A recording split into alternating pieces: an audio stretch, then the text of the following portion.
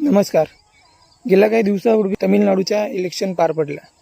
त्यात TVK म्हणजे विजय थलपती यांचा बहुमताने विजय झाला. पण विजय झाला असला तरी त्यांनी जनतेला अंधारातच ठेवलं आहे. ते कशा प्रकारे ते त्यांच्या आश्वासनातून समजून येतं.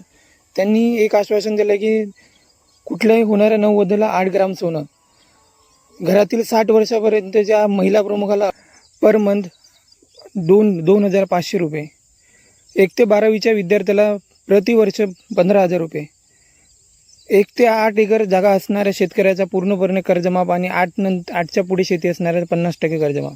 आता वरवर पाहता हे सगळे आश्वासने पाहायला चांगले असले किंवा ऐकायला चांगले असले तरी खडा खेळ किंवा खरा अंधार यामध्येच लपला आहे. तो कसा, आज शेतकऱ्यांना कर्जमाफीची किंवा कर्जसुट्टीची याची गरज नाही. आज शेतकऱ्यांना गरज आहे हमीभावाची. एकीकडे हे कर्जमाफी तर देणार, पण पुन्हा कर्जमाफी देऊन पुन्हा ज्या प्रकारची व्यवस्था आहे त्या व्यवस्थेमुळे शेतकरी पुन्हा कर्जाच्या जाळ्यातच फसणार. मुलींचा किंवा महिलेचा जरी विचार केला तर महिलांची डिमांड महिन्याचा पैसे किंवा महिन्याचा पगार किंवा महिन्याची जे काही 2,000 ते 2,500 रुपयाची गरज नाही. त्यांना गरज आहे चांगल्या एज्युकेशनची, सेफ्टीची, चांगल्या एन्व्हायरमेंटची, करिअर ऑपॉर्च्युनिटीची. पण त्यावर मात्र कुठलीही सरकार काम करत नाही. आणि विजयी थलपतींनी पण हेच काम केलं की त्यांना पण डवाळण्याचंच काम केलं.